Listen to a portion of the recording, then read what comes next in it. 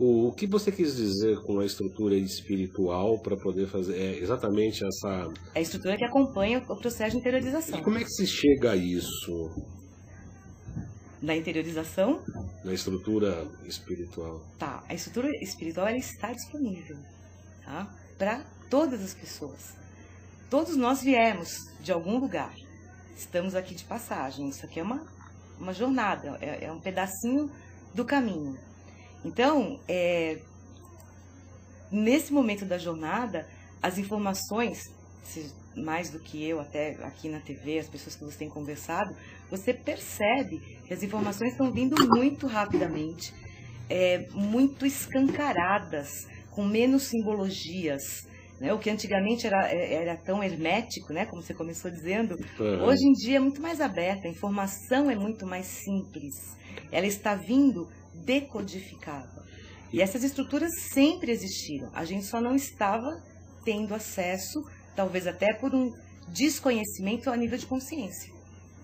Porque no inconsciente a gente sempre teve. Mas um cliente, um paciente que lhe procura com determinado trauma de infância, ou de uma separação, de uma morte, enfim, que seja, qual seja, numa primeira sessão de interiorização, ela tem acesso a essa estrutura que você chama de espiritual, ou isso é um trabalho que vai se paulatinamente a ser alcançado? Pode ser, pode não ser.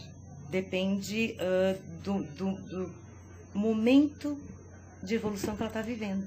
Isso não precisa ser dito para o cliente, para a pessoa que vem passar pelo processo de interiorização. E quando que a pessoa sabe? Como é que ela sabe? Cheguei, acessei. Ela sente.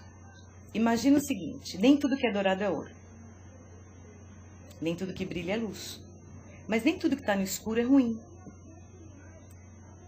Então, quando você sai da visão dos sentidos físicos e entra nesse universo interior que é seu, que é único, você percebe, você sente o que é real ou não é real. Então, quando você entra num processo de interiorização e vai acompanhado por toda essa estrutura, você vai aonde? Né? Poderia ser uma forma de falar isso que você está perguntando. Onde eu vou quando eu interiorizo? Eu vou na minha linha de existência acessar qualquer registro, qualquer tempo, qualquer espaço, porque não existe essa noção de tempo e espaço, então é qualquer tempo, qualquer espaço, onde existe um nó, uma energia mal qualificada, uma conexão mal feita. E isso segue uma técnica, Elaine? Você começa a ter tem uma técnica? Tem uma técnica, principalmente para ancorar essa estrutura, porque assim, eu tenho a minha estrutura cósmica, você tem a sua. Talvez a gente não venha do mesmo lugar, talvez a gente não tenha a mesma origem. Nós temos a mesma origem primordial, a fonte de tudo que é, de tudo que há. Mas dali para cá, nós temos jornadas diferentes, passamos por experiências diferentes. Então essas estruturas são muito individuais, embora sejam todas cósmicas. Plasmaram a vida. Estamos nessa jornada caminhando paralelamente. Nós não temos os percursos idênticos. Você como terapeuta, quando é que percebe, que fala assim, agora esta pessoa, este paciente, este cliente chegou na estrutura que você está chamando de espiritual e agora vai ser um grande passo? Não tem essa avaliação. Não tem? Não. Cada interiorização é um grande passo. Por quê? A gente tem uma coisa sagrada que é o livre-arbítrio. E a interiorização, de uma maneira até simplista, é uma ferramenta para você usar esse livre-arbítrio.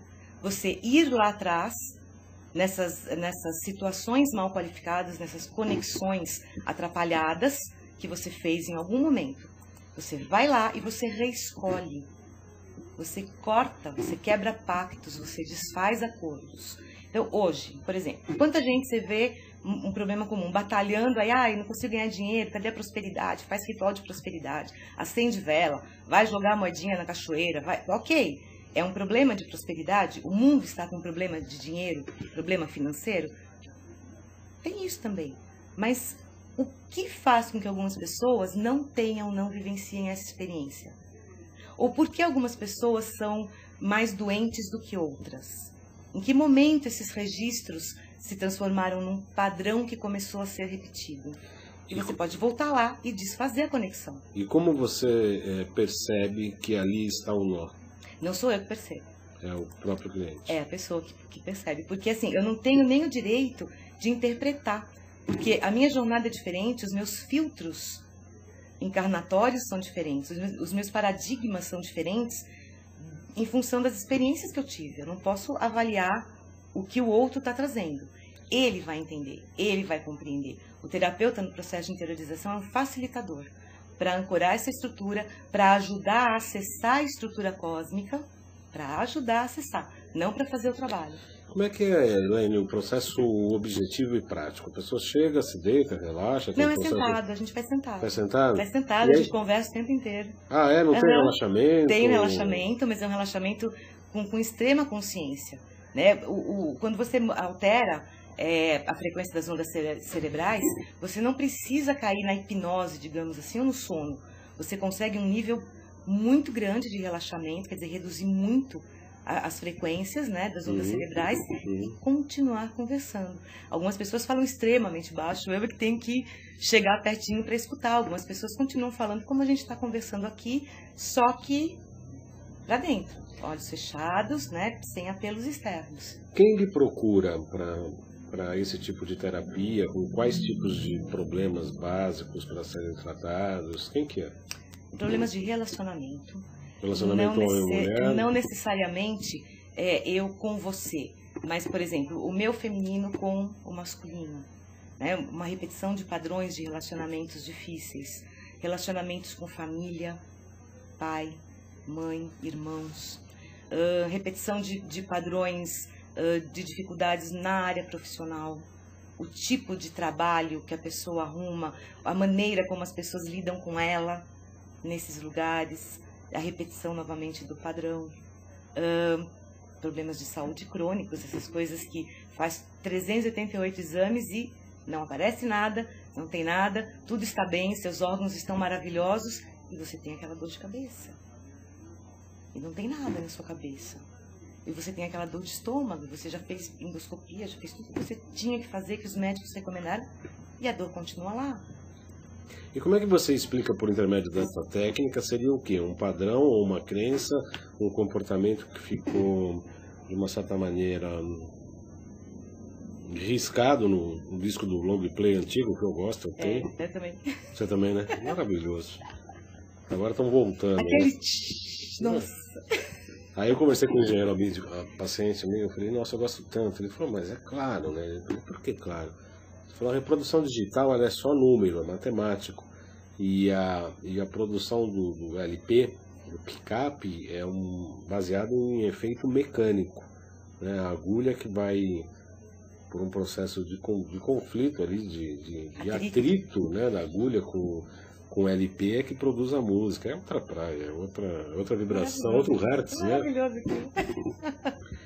E então, aí seria o quê? Um defeito do risco no LP? Não é defeito, é assim. Vamos pegar um exemplo? Vamos criar uma historinha.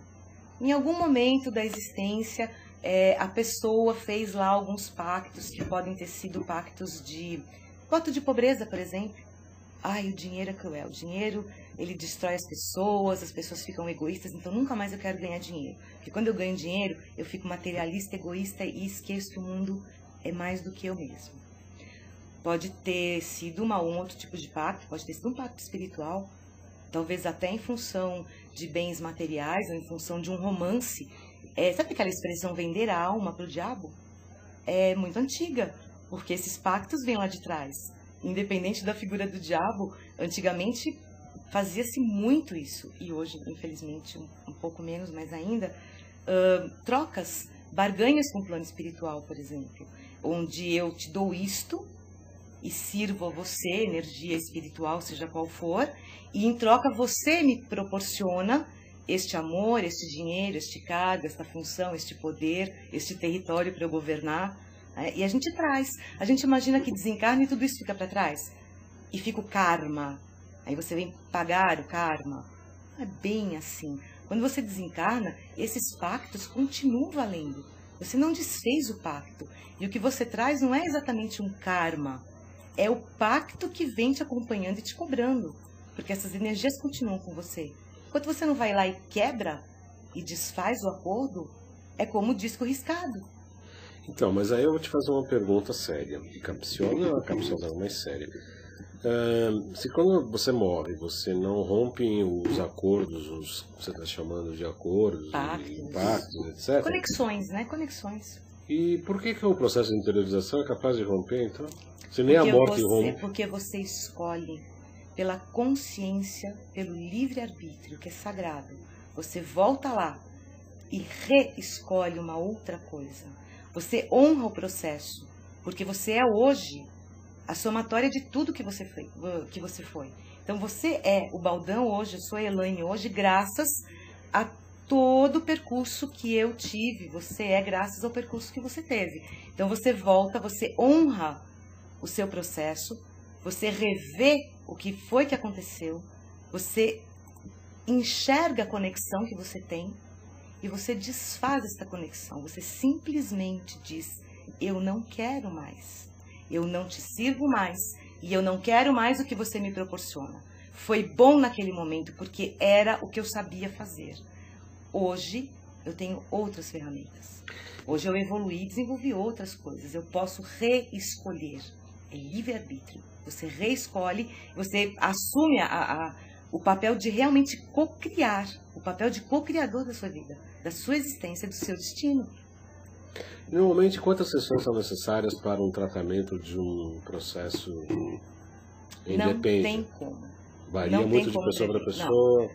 Às vezes você numa sessão acessa coisas incríveis, consegue fazer cortes fantásticos, acessar ferramentas, porque não é só o ruim, não gosto de usar esses julgamentos, mas não são só conexões atrapalhadas que a gente conecta. A gente conecta o que a gente desenvolveu também. Poxa, caramba, são bilhões de anos aí de existência e você só fez coisa errada? Não, ok, daqui para trás eu sempre fui pior. Porque a gente parte do princípio de que a gente vem cada vez melhorzinho. Mas você também aprendeu muito, você desenvolveu muita ferramenta. Você, com as suas experiências, aprendeu muito. Então você pode ir lá resgatar ferramentas para usar agora. Aprendizados que você já fez, aprendeu a pintar, por exemplo, a tocar algum instrumento, a cantar, a representar, a atender, ser terapeuta, ser acupunturista. Isso! E você pode resgatar esse conhecimento. E isso pode ser numa sessão? Pode acontecer. Mas normalmente a interiorização ela é um processo, porque você vai indo em etapas, você vai acessando vários registros, vai limpando várias frentes. Você falou em historinha, eu gostaria que você contasse, obviamente sem identificar um paciente, poderia contar um caso bem sucedido, que foi maravilhoso dentro desse trabalho? Tem muitos. Escolhe um. Tá, eu tenho o caso de uma cliente que tinha uma dor de cabeça, assim, dessas de enlouquecer, por isso no começo eu falei da dor de cabeça. Todos os exames, só faltou assim o médico abrir a cabeça dela e falar: oi, o que tem aí dentro que dói? Porque tudo foi feito. E no processo de interiorização, ela acessou várias coisas e num determinado momento ela se viu caindo num poço de cabeça. E ela foi caindo e ela foi sentindo, conforme ela se via caindo, ela sentia aqui as dores na cabeça, porque era uma dor que andava. Na cabeça dela, aquela dor que anda. E ela entendeu a dor. Ela falou: nossa, isso faz todo sentido. Eu tô delirando? Ué, tá delirando. Tá doendo na sua cabeça? Tá. É o mesmo lugar que tá doendo, onde você tá vendo que tá batendo? É o seu registro. É a sensação de que isto me pertence e eu posso agora, já que eu entendo, me livrar disso, porque eu já caí, é um trauma de morte, né, que ela trouxe. Eu já entendi, eu já sei o que aconteceu, eu posso agora me livrar disso e seguir adiante. Ela acessou por que ela caiu, como ela caiu, e na verdade a maior dor não era a batida da cabeça, era como ela tinha caído, porque ela tinha sido empurrada. E isto liberou esse fluxo, porque travou o fluxo ali naquele trauma de morte. Não só pela batida na cabeça, mas o como aconteceu. Isso foi lindo, porque aquela dor foi desaparecendo e com o passar dos dias foi diminuindo. Também não foi uma mágica, né, sair daqui sem dor de cabeça, mas foi um processo de limpeza mesmo. O fluxo de energia voltou ao normal. E aí não teve mais dor? Não teve mais a dor. Tem uma dor de cabeça como todos nós temos, só o forte, sem comer, sem dormir, essa coisa, mas não a crônica. Conte outra. Conto. A gente fala em estrutura cósmica, mas a gente também tem que lembrar, somos seres cósmicos, mas vivemos aqui hoje. E temos muitas conexões, né, com pessoas que já desencarnaram, com outras que estão encarnadas. Então, por exemplo, eu tive o caso de uma cliente que numa das sessões de interiorização foi muito emocionante, porque ela conversou com o pai, desencarnado. Tinha questões para resolver, nem era esse o foco. E de repente ela começou a se visualizar num lugar que ela não estava entendendo o que era, e uma figura vindo na direção dela, e ela muito tranquila, e começou a chorar porque ela falava assim, é o meu pai. E ela conseguiu, num processo de interiorização, resolver pendências que ela tinha com o pai, que ela amava demais. E ela conseguiu solucionar ali algumas coisas que não tinham sido ditas por ele e por ela. Houve uma troca muito linda, né, muito amorosa naquele momento. Eu fiquei muito grata, porque foi uma experiência muito bonita de assistir, né? Ela me contando foi muito lindo. Isso é aqui. Nesse caso, você acompanhou paulatinamente cada passo dessa interiorização, e ela conversando. O tempo inteiro ela conversa comigo, falando com o pai, e conversando com o pai. E você sabe o teor, inclusive, dessa conversa entre eles. No momento eu via, e às vezes eu acesso, eu tenho um acesso às vezes visual, às vezes de percepção. A conversa ela me contou, porque ela foi me contando enquanto estava acontecendo. Porque você entra num local de não tempo, não espaço. Então está acontecendo lá, seja lá onde for, ao mesmo tempo que você está aqui falando comigo. É simultâneo, porque é multidimensional. Quanto tempo demora uma sessão de interiorização? Pelo jeito que você fala... 1h30, parece uma coisa, né? Depois como é que você vai interromper? Não interrompe, horário, né? Não interrompe. Essa estrutura, ela é tão linda, ela é tão amorosa, ela é tão perfeita. Eu não vou dizer que ela é adequada ao nosso tempo terrestre de 1 hora de sessão. Não é. Tem sessão que leva 1h30, às vezes demora um pouco mais. Mas ela tem começo, meio e fim. Porque você não é largado num processo de desdobramento, por exemplo. Fazer uma viagem, não sei para onde eu vou nem quando eu volto. Não.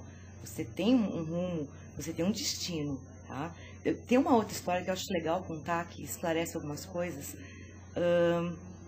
Uma determinada pessoa com um registro de culpas muito grandes, muitas culpas da parte espiritual.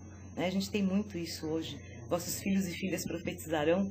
Alguém já disse isso há 2000 anos atrás, e hoje isso é muito comum, porque o desenvolvimento espiritual está muito acelerado em quase todo mundo, né? As culpas ligadas à espiritualidade são enormes, e essa pessoa trazia essas culpas. Como que eu vou cobrar? Como que eu vou lidar com essa parte espiritual? Como que eu vou trabalhar com coisas ligadas à espiritualidade? Vamos ver de onde trazemos isso, né? Foram séries de acessos, de registros, onde ela estabeleceu muitas conexões muito atrapalhadas, conexões, digamos, mal qualificadas, com base nessas barganhas que eu citei agora há pouco, né? Alimentando o dom que ela tinha em outras vidas, com essas conexões atrapalhadas, não necessariamente focadas no bem do outro e no próprio bem, mas em privilégios e benefícios pessoais. Isso trouxe muita culpa. E a gente conseguiu, ancorando essa estrutura da interiorização, ela, na verdade, conseguiu ir lá, desconectar dessas estruturas que hoje ela considerava muito estranhas, que já não faziam mais sentido na vida dela.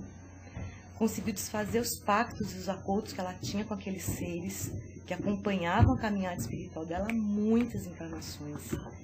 E conseguiu ir reduzindo a culpa de atender o outro, porque ela percebeu que hoje ela podia responder pelo que ela estava fazendo, desligada daquelas estruturas que hoje ela já sabia que não levavam para o caminho que ela desejava, levavam um caminho tipo buraco sem fim na outra encarnação, mas estruturas que acompanharam o desenvolvimento dela até hoje.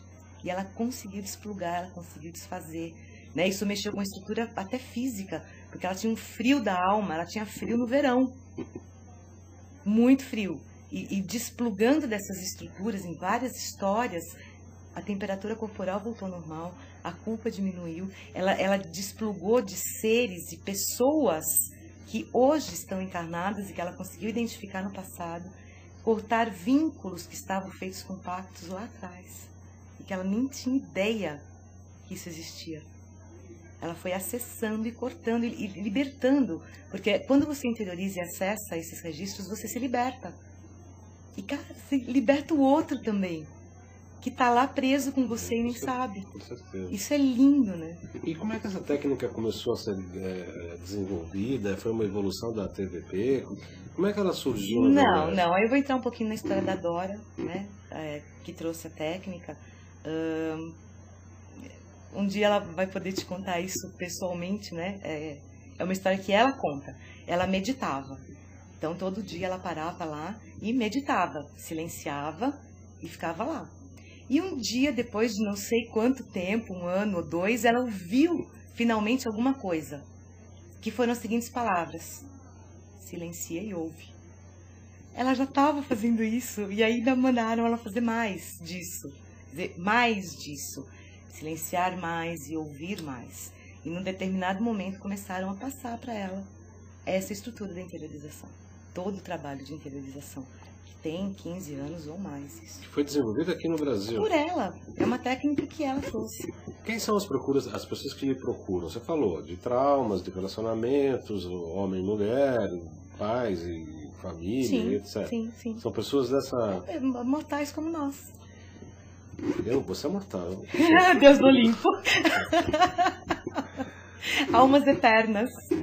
O que me chama a atenção é que hoje deve-se ter um campo de manobra, um campo de atuação muito grande, porque eu vejo como um observador do ponto de vista da natureza, do homem e da mulher, obviamente, e a evolução da sociedade como um todo, uma confusão muito grande em relação aos papéis masculinos e femininos, questão de preconceito, se faz uma mistureba completa, ampla, geral e irrestrita em todos os sentidos. Criam-se coisas que se imaginam serem preconceitos, porque não se consegue avaliar na sua essência, de fato, as naturezas masculinas e femininas, a atividade e a passividade. Todos nós temos dentro de nós. Nós temos uma maioria de genes, como queria o Jung, que eu concordo plenamente. Todo homem tem uma minoria de genes femininos e que constitui um aspecto feminino bastante importante do ponto de vista psíquico, que é a ânima. E o inverso na mulher é que a minoria masculina tem o ânimos e a gente acaba projetando essas minorias no outro, e uma relação construtiva significa um processo de projeção de uma maneira muito mais saudável, ou procurando os aspectos saudáveis desse tipo de relação.